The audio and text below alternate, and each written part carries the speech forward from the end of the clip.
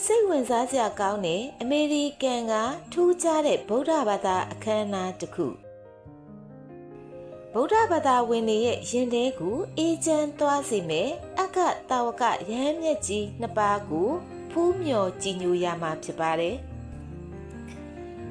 ဒီကနေ့မှာတော့အမေရိကန်နိုင်ငံအင်ဒီယားနားပြည်နယ်မှာရှိတဲ့အင်ဒီယားနားဗုဒ္ဓစတန်ပဲကအရန်ကိုကြည်ညိုဖို့ကောင်းတဲ့မင်္ဂလာအခမ်းအနားတစ်ခုကိုမျှဝေပေးခြင်းပါတယ်ငြိမ်းချမ်းရေးခီးစဉ် World for Peace ဆရာတော်အရှင်ပညာကာရကိုအင်ဒီယားနားကျောင်းတိုင်ဆရာတော်ဗန်းနေဒေဝနန္ဒနဲ့တန်ဃာတော်တွေကလှပတဲ့အခမ်းအနားတစ်ခုစီလှိုက်လှိုက်လဲလဲဖိတ်ကြားခဲ့ပါတယ်။ဒါကတော့ဗုဒ္ဓဘာသာဝင်တိုင်းအမြတ်တနိုးကြည်ညိုကြတဲ့အကတာဝကယဟန်မြတ်ကြီးနှစ်ပါးရဲ့ရုပ်ပွားတော်မြတ်တီကိုဖွင့်လှစ်ပူဇော်တဲ့အခမ်းအနားပဲဖြစ်ပါတယ်။ပညာအရာမှာအတုမရှိထူးချွန်ပြောင်မြောက်လာတဲ့အရှင်သာရိပုတ္တရာနဲ့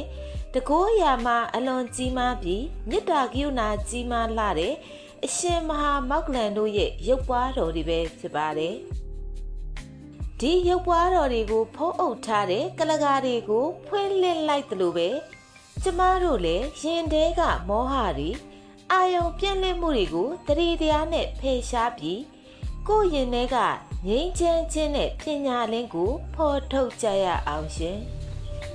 အားလုံးပဲကိုယ်စိတ်နှပြကျမ်းမာချမ်းသာပြီးငြိမ်းချမ်းကြပါစေရှင်